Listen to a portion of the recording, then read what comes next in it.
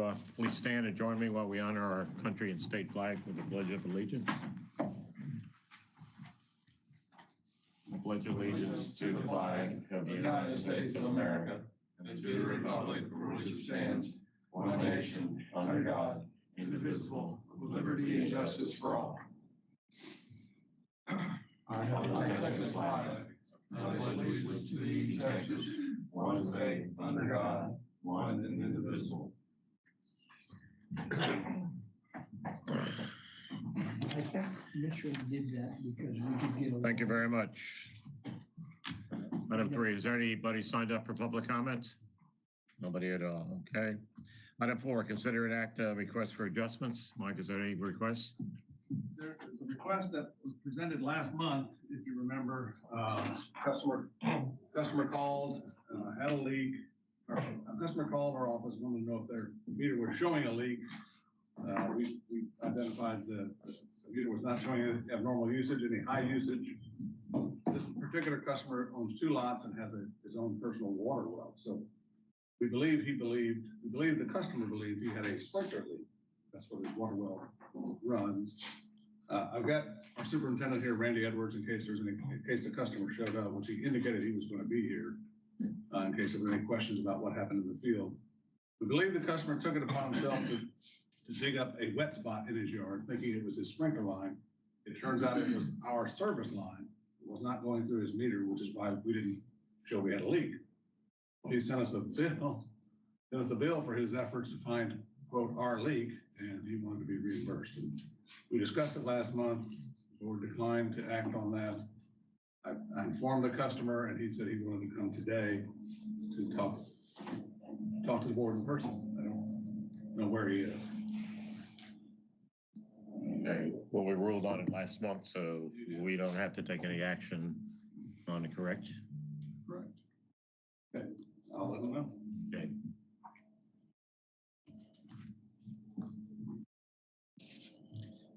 Before I move off that, he did say he was going to send emails out. I never received one.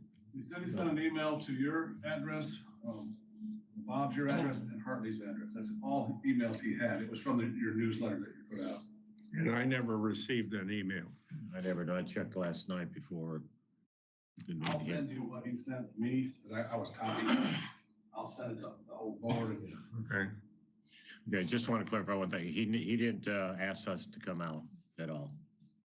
Once you told him that. He did not ask us to come out. No, And so he took this upon himself. If his meter showed a leak, and his house meter did not show a leak, any kind of continuous problem. So Okay. we did not. What is your recommendation? My recommendation is to deny the claim. How much is he asking? $12,500. $12,380. Okay. All right, thank you. Consent agenda. Do I have a motion and a second to approve the consent agenda? I so move. I second. All right, all those in favor say aye. Aye. Any opposed? All right, motion carries. Regular agenda, item 9, receive the regular monthly SJRA report. I do not have anything to cover under item number 9, but Aaron does have a presentation on number 10 if you want to move to that. Yes, that'll be fine. Okay. We also have Dan Hillsnight here, who you'll know, and he'll be giving also part of the presentation. But go ahead and turn the light off, Randy, if you would. And cover the governor. Yeah, don't get blinded.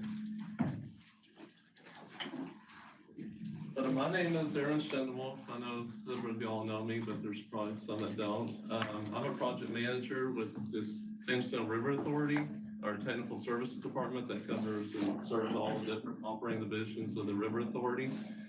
But the presentation I'm going to be giving today is about the updated 10-year project plan for the Woodlands Division from the period of 2025 to 2034 fiscal years. We revise this every year. This, like I said, is a 10-year plan.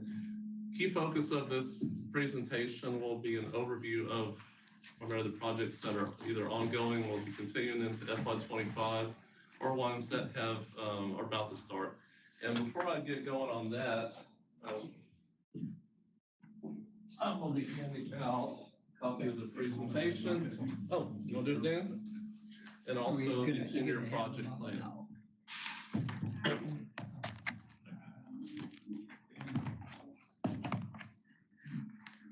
I already got Mr. McIntosh probably already has one. Yeah, last week. I have one of each.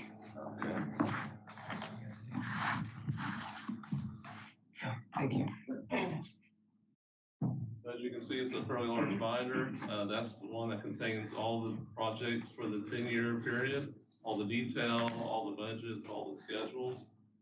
But, for this presentation, I want to talk about the projects that we're either ongoing, we're going to continue into 25, or will be starting in 2025. But an overview of the presentation, we'll talk about the overview of the Woodlands Division, what the level of service that's expected and we understand will continue to be, then into how projects are developed, the projects themselves for FY25, and then an overview of the budget, both for 25 and then the total 10-year period. So first, just an overview of the Woodlands Division itself. Total amount of assets, which are larger components, or water lines, sewer lines, all those different things, manholes. Total amount of those assets in our Woodlands Division is over 8,000 in scope.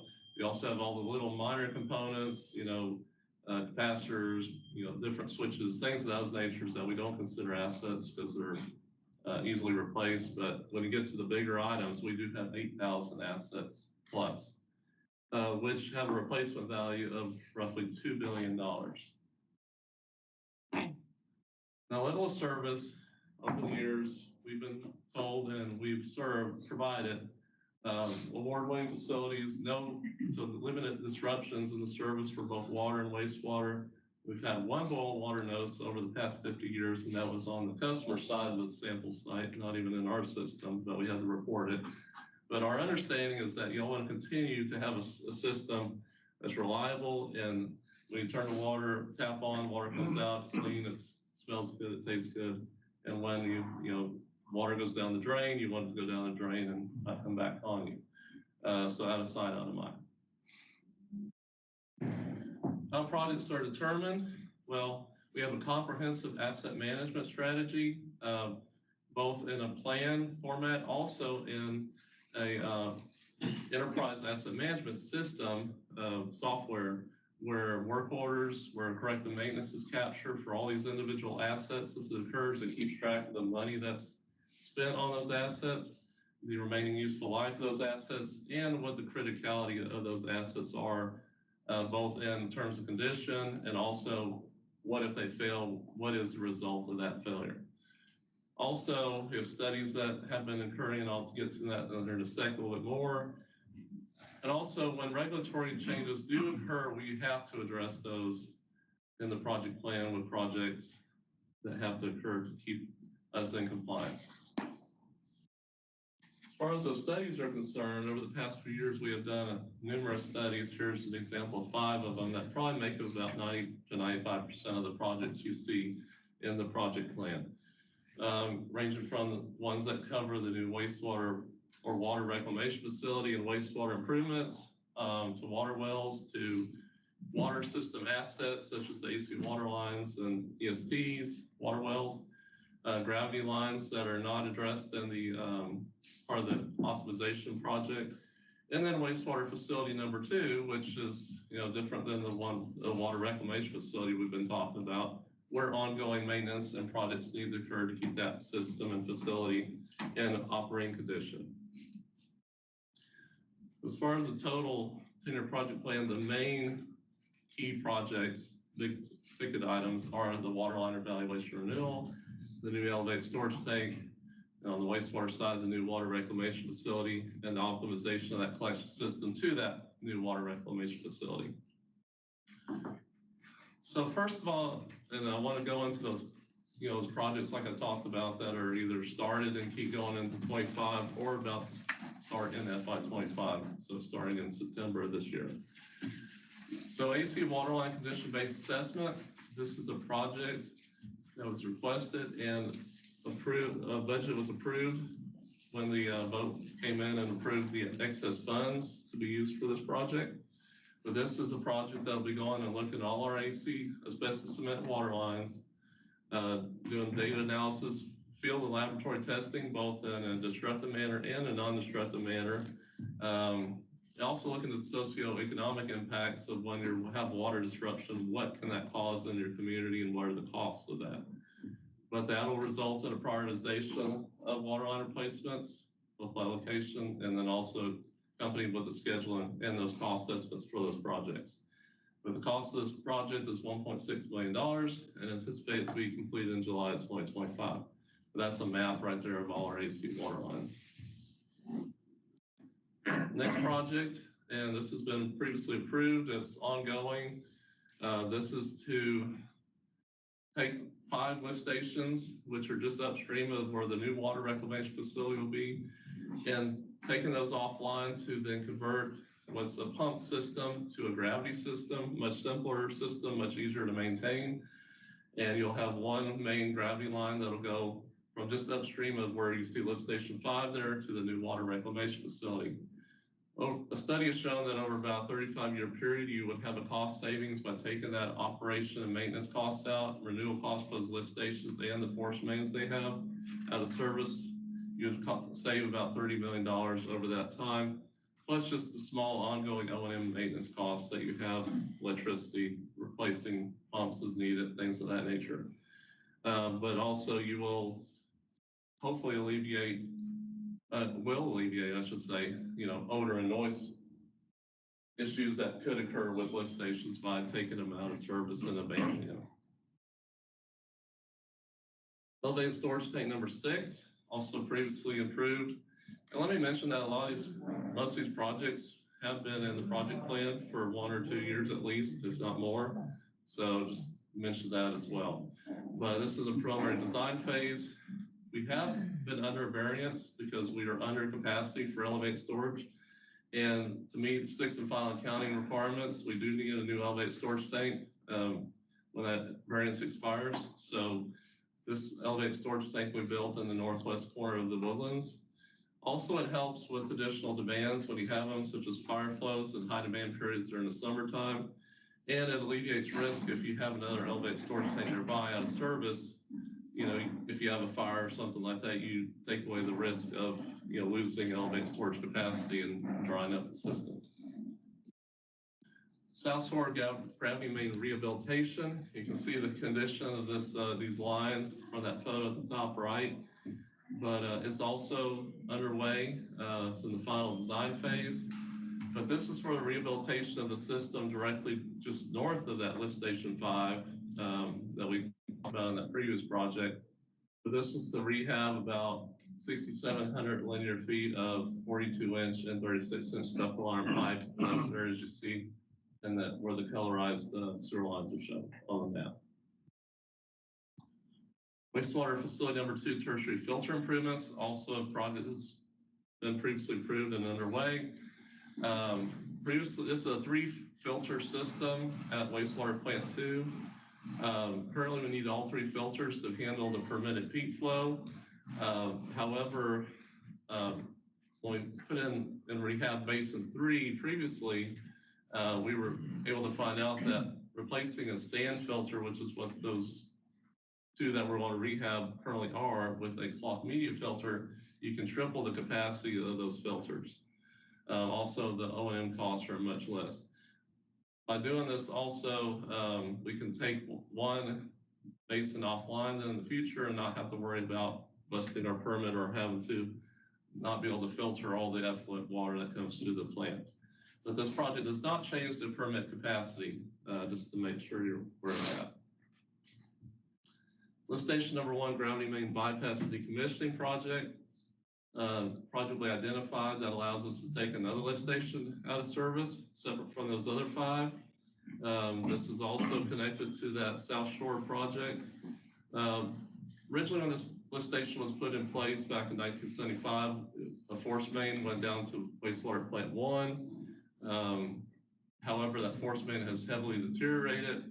And in lieu of replacing that force main, which crosses under Woodlands Parkway, and keep the lift station operating, we're able to divert the flow from the lift station or upstream of it by gravity over to a 42-inch line, which was installed in the early 2000s, and alleviate the need for ongoing O&M costs for that lift station, ongoing renewal costs. So just a apples to apples comparison, placing the force main would cost about $2 million, and you'd have to do future renewal costs and have those ongoing O&M costs, whereas putting in a new gravity main costs about roughly $1.5 million. So definite cost savings right then and there. Water plant generators.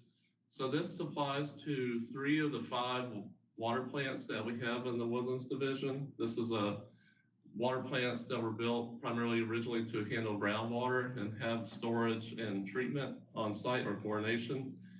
They now also receive surface water that's piped in from Lake Conroe. But 3 of the water plants, primarily when we have a power outage, have to operate off of these auxiliary engines like you see at the top photo that only operate certain devices in the water plant, such as a booster pump or a water well. As you can see, they're all at least over 30 years old. Some of them are 40 plus years old. Parts are becoming very hard to come by. So this project replaces those and installs a natural gas or diesel, no, this will be all diesel, I'm sorry, generator at each of those water plants, which then can be connected to the electrical system and operate and have the flexibility to operate all the different components individually or in combination as we need to during a power outage, rather than be hooked into one facility device and that's all it can operate. Water well rehabilitation projects. This is actually an ongoing program to rehabilitate our water wells. There's a master plan that was done, and I kind of gave you an image of that earlier in the presentation. But we've had these ongoing right now and in the future. But surface water is a supplementary water source. We got to keep our groundwater system in operation. So this is what that program does. We do have a set designated water wells, and you'll see it in our project plan that we plan to rehab each year.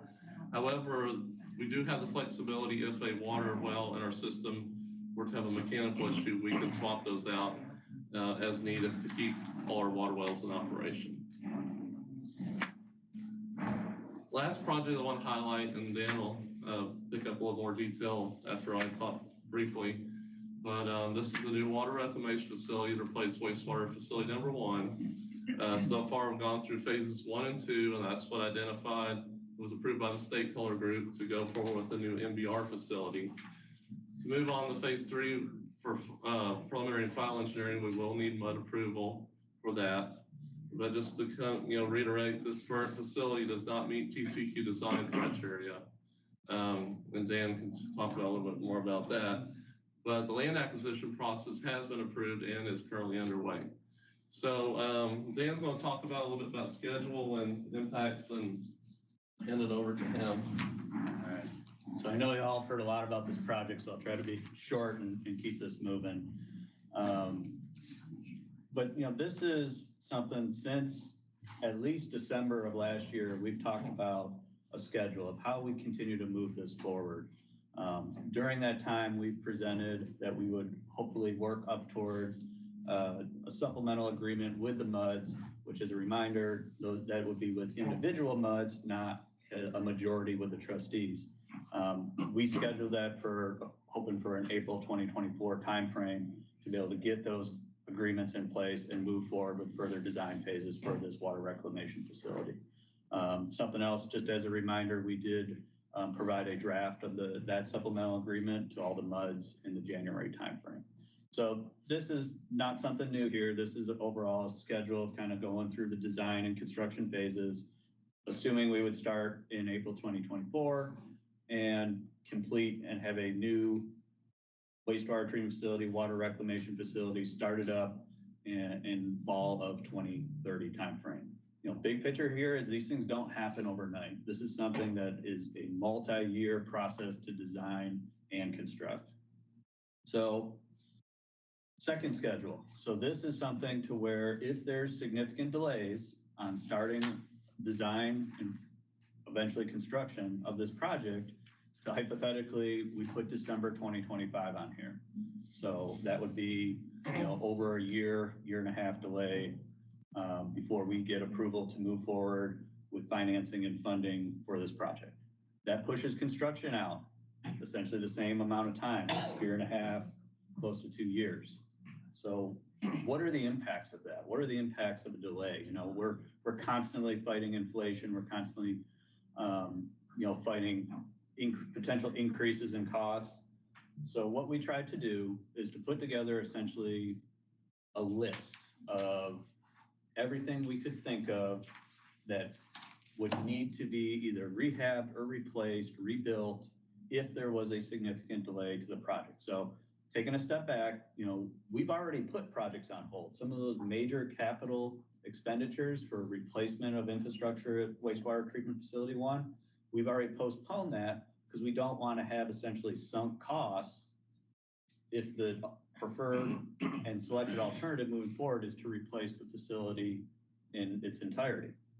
So with that and putting things on hold, whether it's replacement of all the aeration basements or just the reoccurring, replacement of the mechanical assets, that puts an operational risk on Chris and his team to be able to continue operating that plant at a desired level of service. So going back to the slide here on the left side, that left column is items that we feel would need to be addressed if construction is completed after that 2030 timeframe. So if there is any sort of significant delay to that initial schedule we presented, these are some of the items that we feel we would have to replace because the risk of continue operating or risk of failure of that equipment would be increased. So moving on to the right column, that would be if there is even more of a significant delay that pushes the completion of construction out past 2033. Those are another level of items that would need to be replaced in addition to that first column on the left. So we've already presented this presentation to the audit committee. We've presented this presentation to the trustees. There has been a question come up, what are we looking at for, magnitude of costs associated with these columns? So we've heard that. We want to work with y'all to be able to try to get you the information that's being asked across all the MUDs. At this time, we need more time to work with more than likely a consultant to help us pull together some updated pricing with any sort of certainty on the item shown here. So that's something we are continuing to discuss. If there is a significant cost associated with that of bringing in a consultant, that would typically be going back and getting approval from the trustees in order to expend additional funds that were not budgeted, that were not planned in the initial approved scope of work. So that's something else that kind of an aspect that would come in that's being discussed across the MUDs is how do we get to a level of cost estimating on this and what are the impacts on time and duration to do that, but then also additional expenditures and costs to work with a consultant to do that. So I think that's all I really wanted to say on that. I'll let Aaron finish up the last 2 slides and then we'll open it up for questions. Right.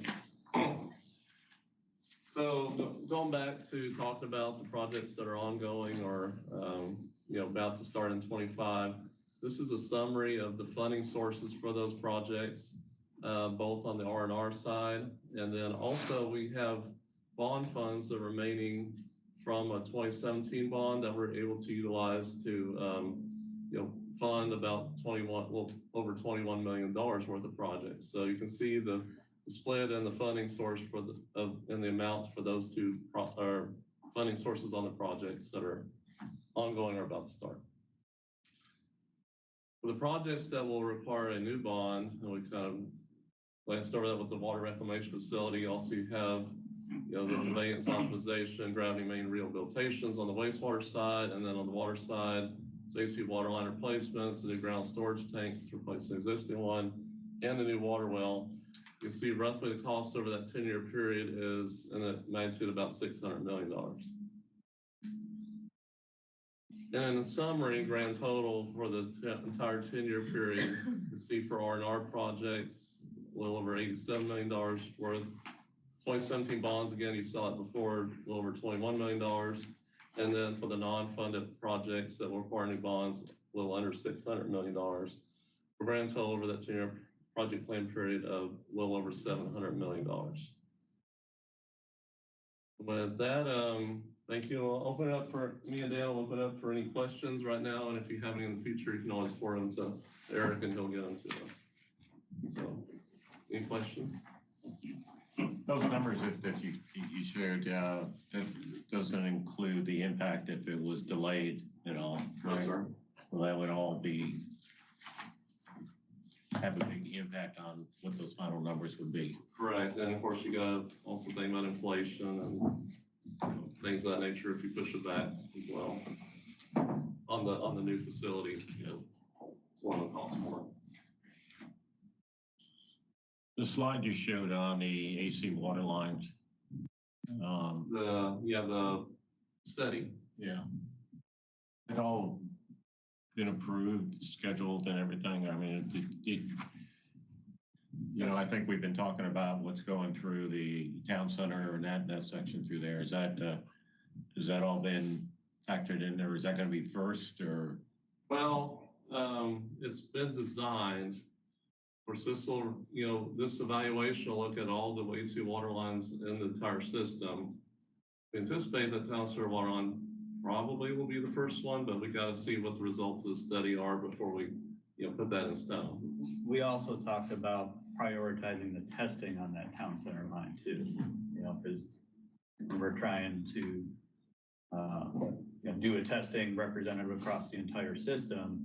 We did want to potentially test the town center line first, get in some additional data there to see if we need to move forward with that sooner or push that out. But right now, town center is on hold. This AC water line, the contract with HDR Engineering is who we selected. If y'all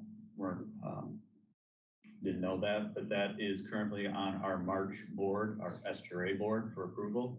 So that April 2024 date is set in that contract as a scheduled start date.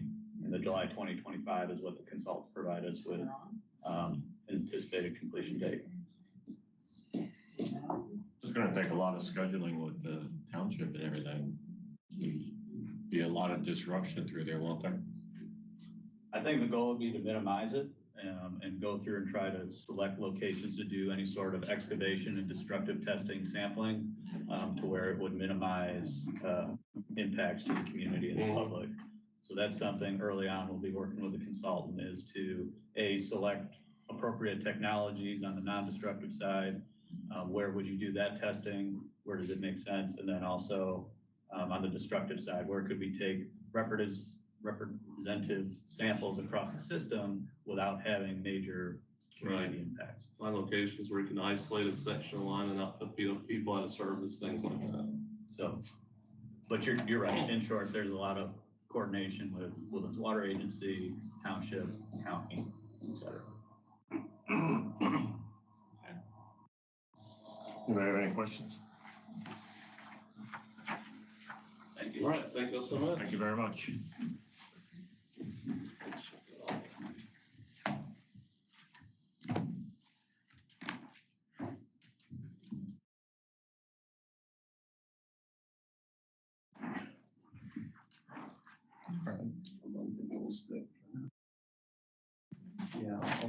All right, item number 11, we did that. Item 12, update on the Spring Creek detention. Actually, 11, we have not. Oh, all right, I'm sorry. That's all right. I need to pass them to that.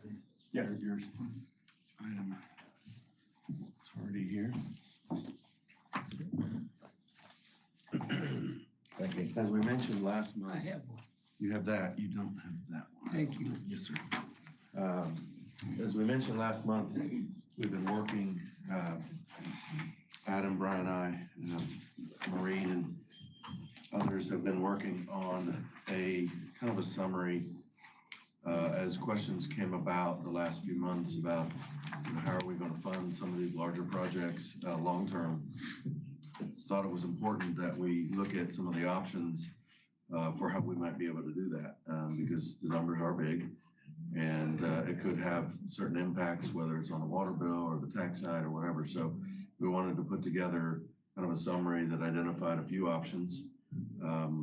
And so before you, you have this sheet is a summary and kind of a pro-con of 4 different options.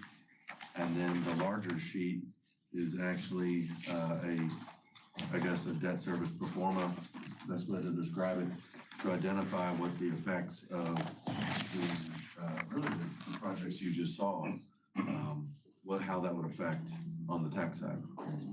So,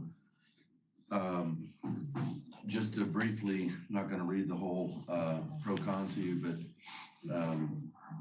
there's 4 options that we kind of came up with. The first one was through the retail water and sewer rates.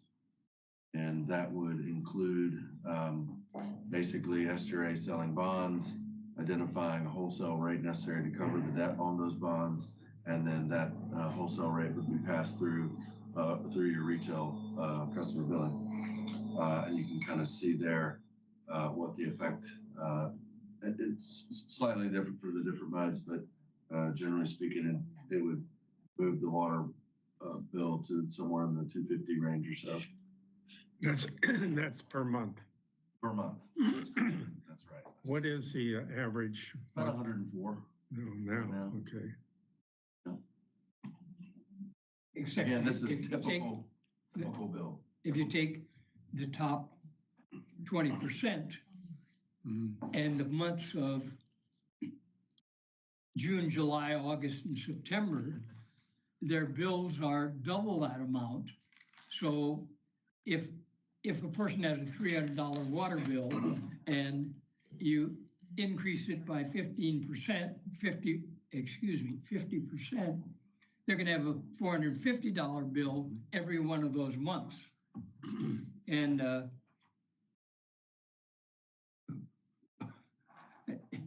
I'm not gonna be around then, but the MUD directors are gonna have a terrible time explaining to their top people who have swimming pools what $450 a month is a lot of money, pay for water. It's going to be a lot of dry swimming pools, I think. Well, and you also have to think about the Lifeline customer too, that's on fixed income, over 65, doesn't use a lot of water, that there still will be a larger bill for them as well. And that could be problematic. So it doesn't just hit the top, but it also hits everybody. And historically, we have always had the MUDs participate by bonding at the MUD level and then repaying. And if you'll notice, we have $250,000 we still owe San Jacinto River Authority on first 2 bonds, and we paid off, as did old MUD 2. The last 2 bonds, we paid cash. And of course, if you pay cash, that takes 7% off the top when you figure your share. And that's because there's 2% for the attorneys, 2% for the financial advisors, and 3% for advanced funding until the collections pay the bonds off. So that's 7% of lost funds that go away if you have money to pay your fair share. And right now, we have enough money to pay our fair share of a $50 million bond, which is going to be their first one, I'm told. So is this going to be presented at all the MUDs? Yeah, and the trustees? Yes. And the proposed action is to come back next month or just action, want everybody to see it, study it and then have comments on it. Exactly. Let me just go through the 3 options. I won't go into all the details, but just to cover what the 3 options in general are. So the second option would be a rollback tax election, which is where the MUDs would go to the voters and give authorization or a vote to raise the M&O tax level to an amount that is necessary to cover this debt. And that's the resultant of that is indicated on the larger sheet. And so what we tried to do is point out what one of the higher months that kind of ramps up and then stays and then kind of goes down as the debt is expired or paid off. And so you can kind of see what that high mark would be for your district. As far as this is the annual additional increase in taxes. So for one, the annual would be just under $1,000 a year, not front. So less than $100 a month. 80 cents. That's really a good option. Yeah. It is, takes voter approval. That wouldn't probably be able to occur until November of 25, probably. So it's not the best on the timing of things, but it might be something that's more palatable for folks, for sure. Option 3 is more of a water bill situation, but instead of basing it off of usage, it'd be based off of a specific fee. So you can identify a specific fee for a resident customer versus a commercial customer. For the purposes of this example, we just used 100, 200. It could be some different variation of that. But as you can see, 100 residential, 200 commercial gets you to about 43 million a year in increased revenue. It will go a long way to cover some of this. But again, one of the cons is you got the Lifeline customer that's going to be hit with that as well. So just something to think about. And the fourth option is really what Hartley was talking about, having each of the MUDs sell their own bonds. That would also require going back to the voters. And just in the pro forma that we've given you for the rollback, we're estimating, and this may change, about 8 bond issues. So if the MUDs do it themselves, that's 80 bond issues. And that's probably not very efficient or affordable for the issuance cost items that you mentioned. You're going to pay higher issuance costs across 80 bond apps or issues. So anything I missed? Well, thank you for giving us thanks, that sir. option about putting it in our maintenance tax. And is that, can we do that? You would have to have an election, you have to have a rollback election, and so it would take voter education, which something of this magnitude would do anyway.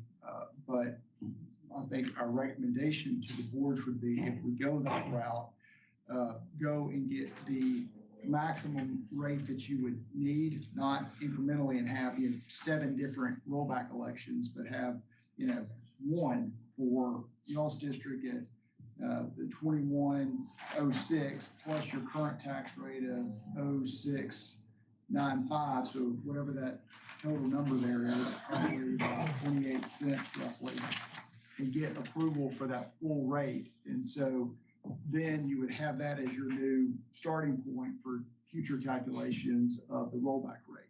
Yeah, and we really don't need, our MUD doesn't need to add 2 cents because we're already 2 cents above what we need to operate.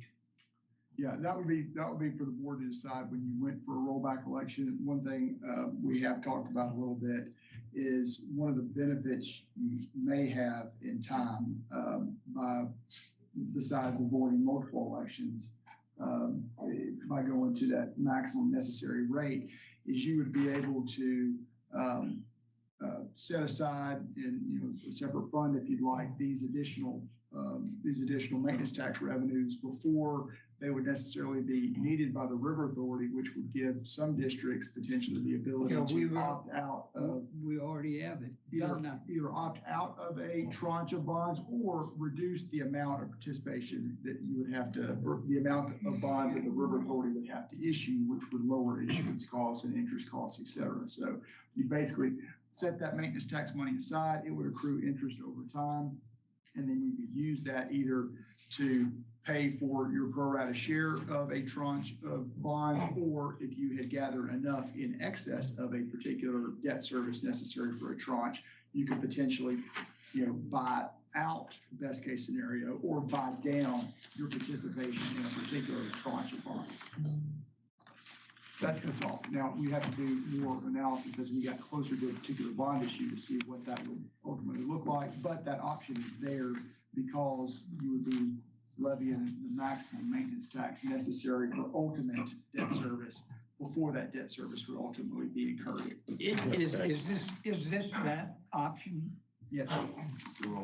Yeah, so you're saying we'd have to raise ours By 21 cents. Above. by 2 cents, No, 21. 21 cents, 21 cents. from roughly 7 cents now Yeah, to well, 21 that's, cents. that's very doable, because interest rates are low. When I got on the board, we were 14.5% at 94%, at 94 cents.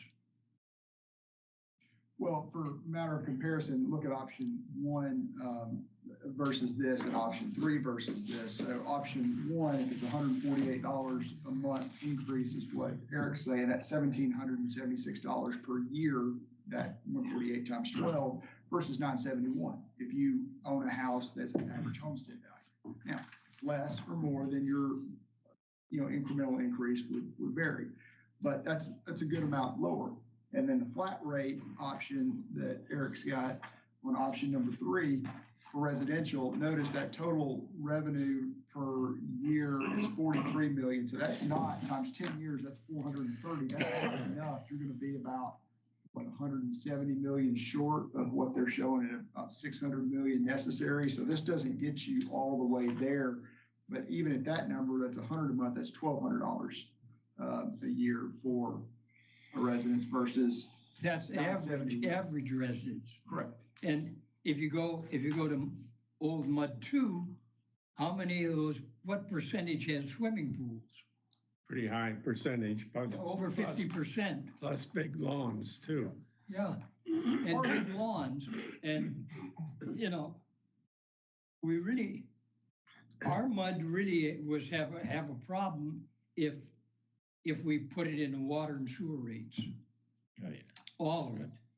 There's no easy answer. We've said that multiple times. Yeah, no You have easy to- answer, that's right. Because frankly, you're having to go sell to your residents a tax increase of whatever that. And I would also say if you put it into the water and sewer rates, people have some control over that, and they're gonna either not fill their pool or they'll stop irrigating their lawns in order to, because the price is prohibitive.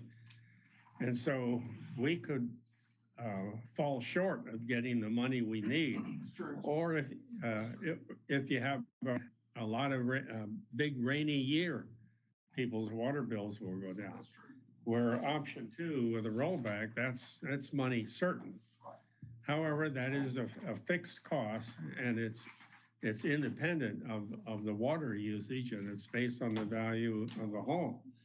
So that may change the fairness of the distribution of paying for the bond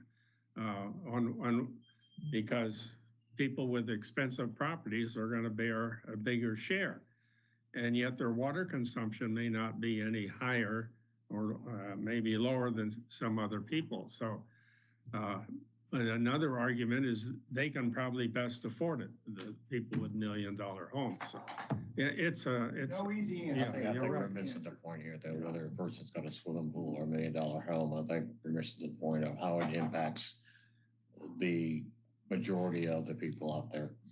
And especially like Eric said, people that are on fixed income. Yeah. Or, retired, not everybody who has a pool. So, that should not even be a factor. But so this is something we need to study, come back and. What I would ask is that as you digest it, send us comments. If you think there's pros and cons, additional pros and cons, let us know. We're happy to add that. We want to be as informational as we possibly can, because this is not a simple task to. And Are we we want looking all at a the time muds to frame? do the same. If we have a rollback, it's gotta be all the MUDs. That's the difference. Should, yes, it should be. If we have a rollback, we gotta have all the MUDs roll back at the same time. Yes, And as the general manager tell you, we got a couple MUDs that got a real problem right now in the reserves. Yeah. So I'm glad that we pay professionals handsomely to give us recommendations. Yeah, thank you very much. And I'll be looking Appreciate forward to this. the recommendations of our professionals. But the voter approval doesn't affect the timeline of the project, does it? well, yeah, it does. So it'll push it back. It would. Okay. It would. Now, you know, they've got to run estimates to their consultant on what items would have to be done on their 2 columns of list there if the timing was pushed out. So we don't know yet what that trade-off cost would be. I think the official request on the table from SDRA, if I'm not mistaken, is the request is to approve a first tranche to get the engineering rolling so that it's not delayed. That doesn't necessarily obligate you to the construction, but it does kind of put things in motion. And just because you do that in one manner, maybe through the rates, doesn't mean you couldn't do the bigger portion in a rollback or however you want to handle it. But that's also officially been asked at the moment. There's not. Yeah, and San Jacinto River Authority is going to sell that bond for this initial, its construction.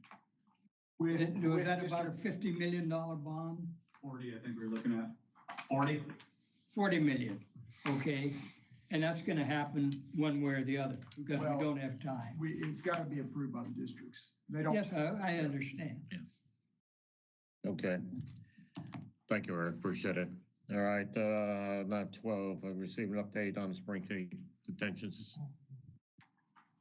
Dan? So not a whole much to update. I talked to our division manager, Matt Barrett. He said, let me know that there was a funding partner discussion to move forward with the remaining scope of work for the consultant. So the consultant is out there now doing some additional environmental, geotech, dam design, and some additional hydraulic modeling under some conditions of historic storm. So once that's ready to present, there'll be future updates for y'all. Appreciate it. Thank you. Any comments? All right. Item 13, attorney's report. No general items today. All right, thank you. Item 14. 14, drought contingency, water conservation. We're still working with the consultant and the river authority to update those, so we'll be deferring that until next month. It has to be approved next month, so it can be submitted by the May 1st deadline. So this will roll to next month. Okay. And do our new directors know where they can see the policy number RNS 35? On the Google Doc. It's on the computer. Yeah. All right, item 15, consider adoption of the resolution concerning development district tax 2024. Yeah. 2024. So y'all got in your packet there the documentation for this year's developed district status determination. LJA did confirm that this year the district will remain a developed district and subject to 3.5% rollback rate, where you have an automatic election. You're aware of that from previous year's discussions. This will come into play when you're setting your tax rate in September, October of this year. I move the approval of the adoption of the resolution. All right, is there a second? All in favor, say aye. Aye. Any opposed? All right, motion carries. All right, item 16, funding for the One Water task. I want to put this on the agenda because meetings that Eric, I, Walt, and Bob Lux, is there anybody else? And we talked about having a part-time consultant to assist in the work and the function of the One Water Task Force. because there's insufficient time for volunteers to do the work, nor do I think there's enough expertise among the volunteers. And so funding a part-time consultant, we would hire either one or maybe more than one expert to assist us. And I look back at the failure of the original task force. It did nothing more than just meet and talk and talk and meet. And if the task force is going to be effective, it has to have more teeth to do it. So that's why we recommended that we get an expert to work with us on the task force. And that expert too can also provide a very valuable input into what the task force should do. Could a director be a consultant on this? Because Jim Stinson is now a director. Don Sarich is now a director. And the lady who's in one of the MUDs, who's former San Jacinto River Authority, is also a director. I don't see why not. And, you know, I suppose either one, any one of those three, They would two of them retired, yeah. would be wonderful because they have complete knowledge of the Yeah. system. And that's a legal question. Yeah, I'm thinking about that. I'll have to give that some more thought. I do have some Yeah. concern about that. Well, I don't think we have to be worried about that now. No, That's but good. it's, you know, I think that's good, and there are people around it. We wouldn't have to train them. Yeah. If you go out and hire a consultant that doesn't understand the system, it's very expensive. Isn't this something that the board of trustees should vote on? And if so, could we make a motion that we authorize our trustee to to give approval for $5,000 from MUD 1? If you so choose, I think it probably, Is that all right? from a overall WWA standpoint, I think it probably needs to be a consolidated effort amongst all the MUDs. Yeah, that's what I mean. But if get the board of trustees to vote on it, but authorize him as representative for MUD 1, that we authorize him to go up to $5,000 and to contribute to the fund of hiring a person to lead the One Water Task Force, the consultant. Yeah, this item is just a discussion, not action, but I think, you know, I don't think there's an issue with giving direction to your trustee to bring the issue up for discussion and what the discussion's been at this board, and start that at the trustee level. Right, and then if it does come back, then we put it on the agenda that we vote on it. Correct, Okay. correct. And then I'll need to think a little bit more about a director, because there are conflict of interest statutes regarding the prohibition on directors being consultants of the district. So I think that we could have a problem there. I'll go back and double check the language, but I think that would potentially be a problem on a director being hired as a consultant. Okay. And we used to have people who were directors in one MUD, and then they would consult with all the other MUDs except their own. Correct. And That's they different. were able to do that. Okay, so there's no action taken on this one. Anyway, No, to add to that comment, I was going to add to my general manager, but since there's an item there, just wanted to update you that I'll be sending in. So as you know, I drafted a letter identifying some goals. We've had some preliminary discussion with the township on that. We've cleaned it up and revised it, and I've issued a final draft to the township, which is what they were needing to bring it back to their board to get this thing rolling. So that's kind of I mean, last year they voted to agree to move forward, but kind of waiting for more movement, and now's the movement. So just want to let you know that that letter will be going out. I'll be sending that to you. And I also feel that some of the MUDs will not be interested because they don't have a flooding or a drainage problem.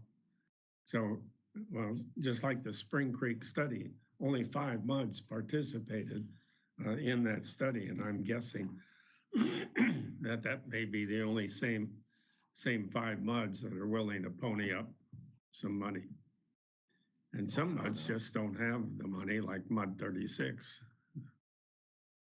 4749. Okay. All right. Thank you, Eric. Can we move on to 17 in the general manager's report? Sure. Just wanted to update you on a few things. I attended and Bob did as well, the Gulf Coast Water Conservation Symposium a few weeks ago. It was a good event. Identified some things that actually we're doing already, so that was nice. George's Coffee, I made a presentation with SJ yesterday morning to the George's Coffee Club. I think that went pretty well. Basically just went over essentially what Woodlands Water is, what the MUDs do, our responsibility, Central River Authority, what we do, what they do, and then talked a little bit about the incoming infrastructure renewal that's before us. So It's an excellent job. I think it was well received. Yeah. Thank Great you. job you did. Thank you. There was a question that was raised that I said I'd bring up in my report. There's some interest in possibly adding to the water bills some information about the election, just identifying the date and that it's coming. And so I'm just going to open that up for discussion if possible. Well, historically, when we've had a contested election, we have put out with the water bills a flyer saying election, it'll be held here, because we used to have it held here. And people weren't used to that because it wasn't a special or general election run by the county. But this time we have 7 people running, and what we had done when we held the elections here, on the ballot, we had we had a indication of who was the incumbents. And you can't do that on the ballots when the county runs it. And so one way to have people recognize who are incumbents is to send out a flyer saying, got election, we got these 7 people. And then you indicate who the incumbents are on that flyer, and where early voting is. And I know that old MUD 40 is all in precinct 48, and I don't know if all of MUD 2 is in one precinct now. I don't know the answer. Yeah, they've made a lot of changes in the precinct since I've been involved. Is there any problem doing that? As long as it's informational, and as far as what Hartley described there, I don't see anything that veers out of the information lane into advocacy. Do you need to approve it or look at it before it goes in there? Just to I make think sure. that's how we have typically done it. Eric would work to prepare that. I think generally for a district that asks for it, or across the MUDs, and I would typically want to be able to take a look at it just to make sure that there's nothing in it that's advocacy. I mean, you've got a great No staff advocacy. here. Is that something we need to make a motion on? Go ahead. I have another question on that. This is receive and interact. This is part of the general manager's report. I would think you would go ahead and get direction to your GM to issue that, yes. Okay. All right. I make a motion then that we allow a flyer to be put in the bills that show the candidates and who the incumbents are, subject to approval by the attorney on the final document. And so real quick to clarify, is it something that you want a separate insert, or for us to use the back of the the bill where we often, well, every month we utilize that space to push out some sort of. Well, I think it's easiest since it's mud particular to put it in the buildings.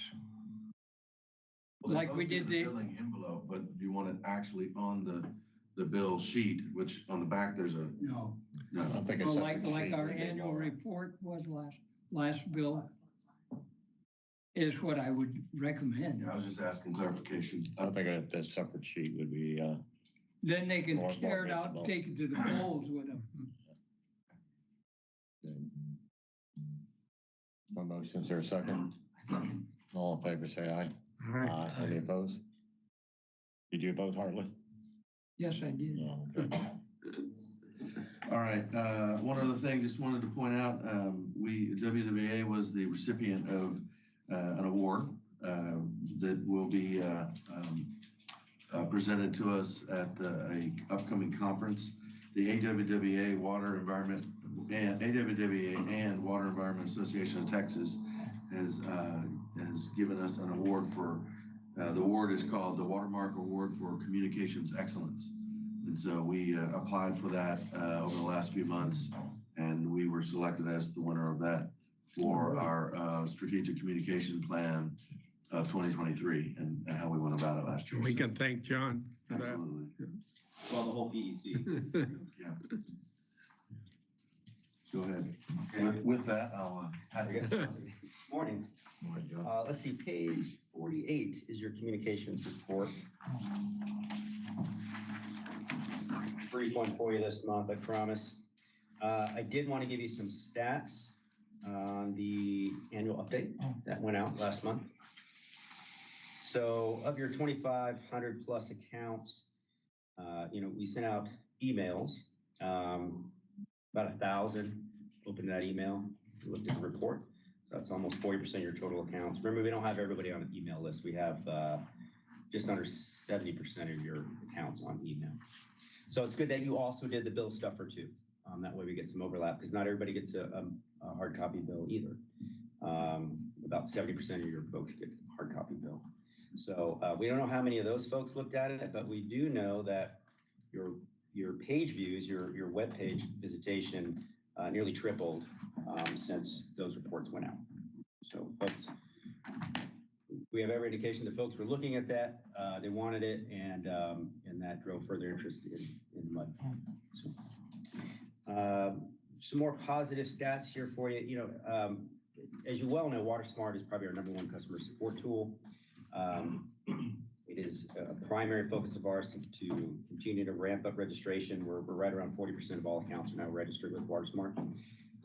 Encouragingly, we've seen monthly registrations go from 170 a month on average, that was last year, to almost double that at 333 a month since the beginning of the year. The main driver behind that is now folks can do their payments through WaterSmart, one-stop shop. So that's really helping to drive folks to WaterSmart. That's a good thing. We expect that to continue throughout the year because by the end of the year, you have to be paying through WaterSmart. I'm not sure the exact date on that, but towards the end of the year. So we expect those registrations to continue to rise, and we'll certainly leverage that, use that tool effectively as folks register. So beyond that, just examples of current marketing that's out. And then our outreach calendar there on page 50, you can see what we've been doing last month or so, and then some upcoming events, including a big one at the township on the 13th. That's the emergency preparedness event. If you want to come out and talk with folks, that's a good opportunity, that one on April 13th at the township.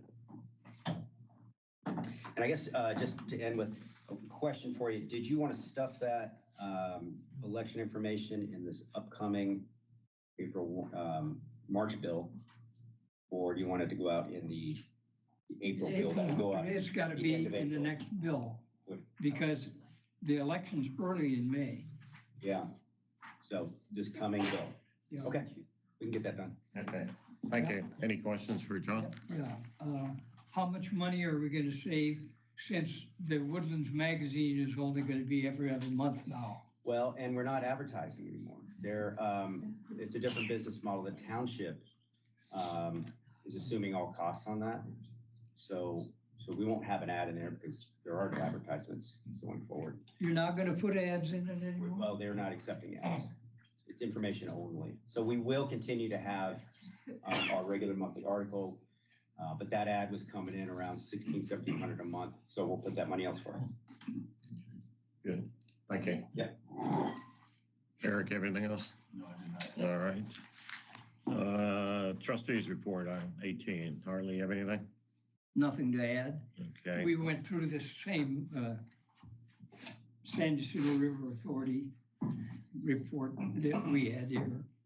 All right, item 19, recess in the closed session. We have nothing to discuss. Item 20, reconvene.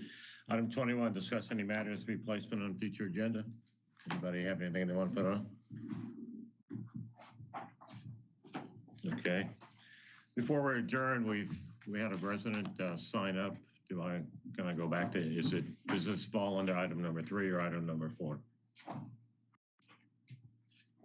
Right? Well, that'll be depending on Mike, is the resident here to speak about the account that you were talking about earlier? All right, so this is number 4. So we can discuss. Okay, because there's 3 open. Okay. Right. Thank you. Sir, you'd like to address the board?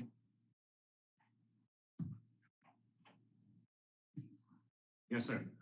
Yes, can we have your name and address, please? Coming on to the board. I've experienced very unusual situation with a leak in my front yard. Couple 3 months ago, and the water leaked for several weeks. And it became a mystery leak because the water was on my side of the meter. And I kept on checking with the customer service, the water company. And there was no unusual, on the meter, there was no unusual of the water flow. But the 3 to 4 gallons per minute water was flowing out. And this happened in December, January, in a couple, 3, at least for a couple of months or so. So finally I had no choice but to, I was told that I had no choice but to fix the leak and because it was on my side of the meter. So it was in the front yard. So I incurred the cost of finding the leak. And then I found out the water was not from my meter, it was water from the water company's water that was going through my yard. And nobody knew why this water line was, 1-inch line was on my side of the meter, in my front yard. Somebody told me that this water line was going to the back of the house. Somebody told me that this water was going to the next neighbor's house. So that wasn't the case. I talked to Mr. Edwards, and he explained to me that there was the water from the water company's line was somehow in a cul-de-sac. It goes through the company's water that was going through my yard. So anyways, I incurred the cost of fixing the leak, finding the leak, and it take 3-4 days. So I incurred the cost and I then submitted the bill for reimbursement. And it was denied, so Mr. Mooney suggested that I come and talk to the board and explain to them that they will reconsider the decision of the reimbursing the cost. I did incur the cost because even if you have found that out that the water company would have to pay to fix the leak and I somebody to fix the leak. So I'm here to just request a reconsideration of the decision to the reimbursement. Did you request anyone from Woodlands Water to come out and look at this situation before you undertook having? Several times here, they say if it's on your side of the meter, it's your problem. So you got to figure it out. I didn't ask anybody to come, but people did come, and they had no idea why this water was leaking, why the line was in the front yard. So, and now the leak is fixed, so. When you, when you discovered the leak was on our side of the meter, at that point, who made the decision to go ahead and fix it at your, you made the decision to go ahead and fix the leak on our side of the meter, is that correct? Not your side of the meter, it was on my side. The water was leaking in my yard and on my side of the meter, you know, the house. I'd like to hear your view. You went out and. I did not personally go out, but Tony went out and, we got the call after they had dug up the water line and said that there's a 1-inch line that was leaking and it wasn't from his sprinkler system. And then when Tony went out there and checked on it, and it was a 1-inch service line that's actually feeding the next door neighbor. It's on our. To their meter, but it's our service line coming from the main to the meter. It wasn't going through his meter. So when the customer called and wanted to know if he had high usage, we told him no, because it wasn't on his side of the meter. And we have the resources on our staff to have fixed the leak without. We did fix the leak. Yeah. We did fix the leak. No, After we were called out there, Tony went out there and met with the homeowner after they found the leak, knowing that it wasn't his line. That's when we determined it was our service line, and we got a crew out there to fix it. Anything to do with his sprinkler system is on his side. Right. It's private. Yeah. It's off of a private water. Private water well. I guess the question that I have, once you saw that it was, you called Woodlands Water to see if there was high usage, and we said no, that there wasn't. And then you undertook the task of having someone come out and start digging around to try to find where this leak was. Okay, so then, but you never asked us to come out and look at the leak at all, correct? No, because I was told if it is on your side, it's your problem. So there's no point in asking somebody to come and take a look. Who told you it was on your side? I mean, Who told you that the leak was on your side? the customer service.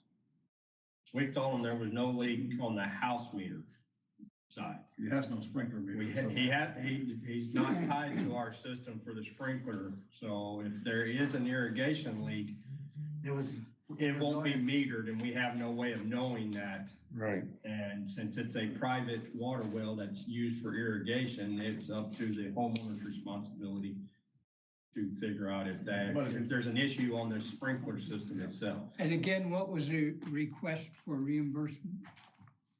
$12,380. $12,000? Yes. Well, I'm trying to determine why we should pay for that. Why should we be responsible for that? Who will be responsible for fixing the leak? Finding the leak. I had to find the leak. I had to spend the money to find the leak. So it was because it was messing up my yard, messing up the water, and I had no choice but to find the leak. And I was told I had my side of the meter is my problem. I had to do it. And then it turned out that the water was not mine, but water was yours. Water company's water. Well, since we've already acted on this twice, but we now have the presentation by the homeowner, I would recommend that we add it to the agenda next month. Okay. For another reconsideration. Is there any comment on that? Is it possible for us to go out for a site visit? Since we're talking about that much money. What? Yeah, we could go out and visit the site and. Would you allow one of us to come out and look at it? Absolutely. Sure. Yeah, I would agree with Hartley to put it back on the agenda. Put on the agenda for reconsideration next month. We've already acted on it twice and disapproved it, but with your additional information, I think we ought to investigate further. That's fine. Appreciate that. Thank you. We need a motion on that? Not to put it No, on you the just, it's agenda. an agenda item. We're gonna add it as agenda item next month. Reconsideration.